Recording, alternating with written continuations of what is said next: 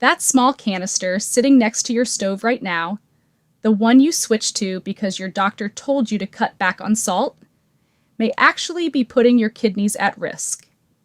And the part that stops most people cold is this: it is not the bad choices doing the damage. It is the healthy swap they were proud of making. If you are over 60, if you have been told to watch your blood pressure or your kidneys, or if you are caring for someone who has, stay with me. Because what I am going to walk you through today is one of the most common mistakes I see seniors making. And almost nobody is warned about it beforehand. I am Grace Wells, kidney and diabetes health educator for older adults. And I want you to pay close attention, especially to the middle section of this video, because what I share about certain blood pressure medications and potassium is something most seniors have never had explained to them clearly. Not by their doctor, not by their pharmacist, not by anyone. Let's get into it. Most people reach for a salt substitute for a completely reasonable reason. Their doctor said blood pressure is too high, their kidneys are showing some strain, and the most obvious thing they can do on their own, without waiting for an appointment, is cut back on sodium. So they go to the grocery store. They see the product right next to the regular salt. Sometimes it says heart healthy on the front. Sometimes it says natural. It tastes somewhat salty, it seasons their food, and they feel like they are finally doing something right. That motivation is genuinely good, but the problem is what is inside the canister. Most salt substitutes, not all, but most of the popular ones, replace sodium chloride with something called potassium chloride. Less sodium, more potassium. And for some people, that trade is completely fine. But for many seniors over 60, especially those with kidney disease or certain blood pressure medications, that extra potassium is not a neutral swap. It is a real complication. Here is why. Your kidneys do one job that most people never think about until something goes wrong. They filter your blood. Every single day, around 200 liters of blood pass through those two small organs. They pull out what your body does not need: waste, excess fluid, excess minerals, and send it out through your urine. One of the most important things they manage is potassium. Potassium is not the enemy. Your body genuinely needs it. It keeps your heart beating in a steady rhythm. It keeps your muscles working. But here is what matters. Potassium only works when it stays within a very narrow range. Too little is dangerous. Too much is also dangerous. And your kidneys are what keep it balanced. When kidneys are young and healthy, they handle extra potassium easily. You eat a banana, a handful of nuts, your kidneys process it and send the excess out. The system works quietly. But kidney function naturally declines with age. After 60, almost everyone's kidneys filter a little more slowly than they used to. This is not automatically a disease, it is biology. But it does mean the kidneys are not quite as fast, not quite as efficient at clearing excess potassium from the blood. And for seniors who have been diagnosed with chronic kidney disease, what doctors call CKD, that filtering ability has declined even further. The kidneys may be working at 50% capacity, or 40, or less. At those levels, potassium builds up in the bloodstream faster than the body can clear it. Now add a salt substitute that is essentially concentrated potassium chloride, used at every meal, sprinkled the same way regular salt used to be. You can see where the problem comes from. But here is where it gets more serious. And this is the part I really want you to hear. Many of the most common blood pressure medications prescribed to seniors over 60 also raise potassium levels. Not in a dramatic way people notice. Quietly, in the background, every single day, there are two medication families in particular. The first are called ACE inhibitors. These are drugs with names that often end in pril: lisinopril, ramipril, enalapril. Your doctor may have prescribed one of these to protect your heart or your kidneys, and they are genuinely useful medications. But one of the things ACE inhibitors do is cause the kidneys to hold on to potassium rather than releasing it.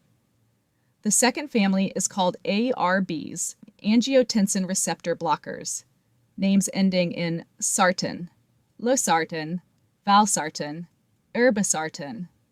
They work through a similar mechanism and can have the same effect on potassium. And then there is spironolactone, sometimes used for heart failure or fluid retention. It is literally called a potassium-sparing diuretic. It is designed to keep potassium in the body, which is exactly why doctors who prescribe it watch potassium levels closely. Now think about what happens when you combine all three of these things at once. Kidneys that are already less efficient at clearing potassium, a medication that is already raising potassium, and a salt substitute adding more potassium at every single meal. This is not a rare or unlikely situation. This is happening to real seniors right now, and most of them have no idea because nobody connected those dots for them. If you just recognized one of those medication names, that is not a reason to panic. It is a reason to pay attention. And it is exactly the kind of thing to bring to your next doctor visit. So what does high potassium actually feel like? This is where it gets tricky. High potassium, doctors call it hyperkalemia, does not always announce itself clearly. In mild cases, many people feel nothing at all. The only way to know is a blood test. But when levels rise more significantly, the signs that can appear include unusual muscle weakness, often in the legs, a heaviness that does not have an obvious explanation, fatigue that feels different from normal tiredness, numbness or tingling in the hands or feet, sometimes nausea. The reason these are so easy to miss is that they overlap with everything else a person over 60 might be experiencing on any given day. Tired legs, poor sleep, an off stomach, easy to dismiss, easy to wait out. But the more serious concern is the heart. Potassium directly affects how the heart muscle contracts and releases. When potassium levels get too high, the electrical signals that control your heartbeat can be disrupted. The heart may beat irregularly. At the severe end of the spectrum, and I want to be clear this is the severe end, hyperkalemia can become a medical emergency. I am not saying this to frighten you. I am saying it so you understand why this is worth checking. Because it is specific, it is measurable, and it is something your doctor can look at with a simple routine blood test. If you have not had your potassium checked recently, and you are using a salt substitute regularly, that is one of the most practical conversations you can have at your next appointment. It takes 2 minutes. It is worth it. Now let's talk about the label itself, because this is where people get caught off guard. Salt substitute products do not make it obvious on the front of the packaging. They say no sodium or low sodium, which is accurate.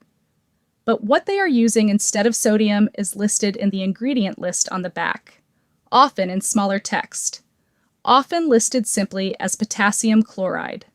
That is the phrase to look for. Potassium chloride. Some products list it as the very first ingredient, meaning it is the dominant component of what you are shaking onto your food. Some blend it with herbs and spices so it appears further down the list, but it is still there, still contributing to your total potassium intake throughout the day. A few products do exist that use herbs and spices for flavor without potassium chloride, but they are not the majority of what is sitting on grocery store shelves right now. The practical step is straightforward. Flip the canister over before you use it. Read the ingredient list. If potassium chloride is there, especially at the top, and you have any reason to be watching your potassium, that is the moment to check with your doctor before continuing. And here is something many people do not realize. Salt substitutes are not the only place potassium chloride shows up. Some food manufacturers have started using potassium chloride in packaged products as a way to reduce sodium. Canned soups, certain breads, prepared meals, condiments. The front of the label says reduced sodium, and a cautious senior assumes it is the safer choice, but the ingredient list tells a different story.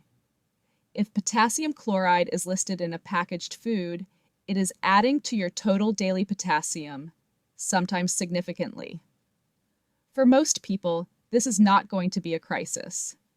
But for someone with reduced kidney function, on a potassium-retaining medication, using a salt substitute at home, and regularly eating several reduced sodium packaged products, those sources of potassium can quietly add up in ways that are genuinely hard to track without knowing to look for them. This is one reason I always encourage older adults to bring their regular food products to a conversation with a dietitian who specializes in kidney health. Not to have every meal approved, but because a trained eye can sometimes spot patterns that are worth adjusting, patterns the person themselves had no way of seeing. Now, I never want a video like this to leave someone feeling like nothing is safe and their kitchen is full of landmines. That is not the goal. So let me spend a few minutes on what you can actually do, because there are real, satisfying ways to season food that do not involve potassium chloride. The first one I always mention is lemon juice or lime juice. A small squeeze over vegetables, chicken, fish, or grains does something remarkable. It brightens the whole dish. It makes other flavors more vivid. Chefs use this constantly, and for most people, a little citrus juice is not a potassium concern at the amounts used for seasoning. Vinegar works in a similar way. Apple cider vinegar or white wine vinegar over a salad or roasted vegetables adds a depth of flavor that makes food genuinely interesting. A small drizzle, that is all it takes. Garlic. Fresh garlic or garlic powder without added salt is one of the most powerful flavor tools available. It adds richness that satisfies in a way that goes well beyond just saltiness. Same with onion powder. Just make sure the label says onion powder and not onion salt. Herbs, dried or fresh, are another layer entirely. Rosemary, thyme, oregano, basil, dill, parsley, black pepper, smoked paprika, cumin. Used together, these create food that actually tastes like something, not bland, not medicinal, real food. Mustard, plain yellow or Dijon, is an underused tool. It adds a sharp, tangy note to dressings, marinades, and sandwiches without loading up on sodium or potassium. None of these are a perfect copy of salt. I will be honest about that. Salt does something specific that nothing else exactly replicates. But what these alternatives do is create meals that are genuinely flavorful. Meals that feel satisfying, rather than something stripped of everything interesting. And many seniors who start experimenting with these combinations find that their food actually becomes more varied than it was before, when salt was the only thing on the table. Before we close, let me bring this together simply. If you are using a salt substitute right now, turn it over today and read the ingredient list. If you see potassium chloride, especially near the top, that is important information. Not a reason to throw it away in a panic, but a reason to bring it up with your doctor, particularly if you have kidney disease, if your kidney function has been described as reduced or declining, or if you are taking lisinopril, ramipril, losartan, valsartan, or spironolactone. At your next appointment, ask whether your potassium level has been checked recently. A basic metabolic panel includes that number, and knowing it gives you and your doctor something real to work with. In the meantime, start experimenting with the flavor options I mentioned. Lemon, vinegar, garlic, herbs, black pepper. They are not substitutes in the consolation prize sense. They are actual tools. Used together, they work. And keep an eye on packaged foods that say reduced sodium. That does not always mean low potassium. Check the ingredient list there too. If you have kidney disease or high potassium, please ask your doctor before using or continuing to use salt substitutes. That one conversation can genuinely matter. This content is for educational purposes only. It is not a diagnosis and it is not personal medical advice. Your potassium targets, your dietary needs, and what is safe for you depend on your specific lab values, your kidney function, and your full medication list. Please work with your own doctor or healthcare team for decisions about your diet and health. Now here is my question for you. What do you currently use when you cook? Regular salt, sea salt, or a salt substitute? Have you ever looked at what is actually in it? Leave your answer in the comments. Because someone else watching this video right now is asking the same question you are. And your experience, even something as simple as what you noticed on a label in your own kitchen, may be exactly what helps them take that next step. If something in this video gave you one clearer question to ask at your next appointment, then this video did its job. That is genuinely why I make them. And if this is the kind of specific, honest kidney health information you wish someone had explained to you sooner, you may want to stay with this channel. There is a lot more here, and all of it is aimed at helping you understand what is actually happening inside your body and what you can actually do about it. Take good care. Your kidneys are working hard for you every single day,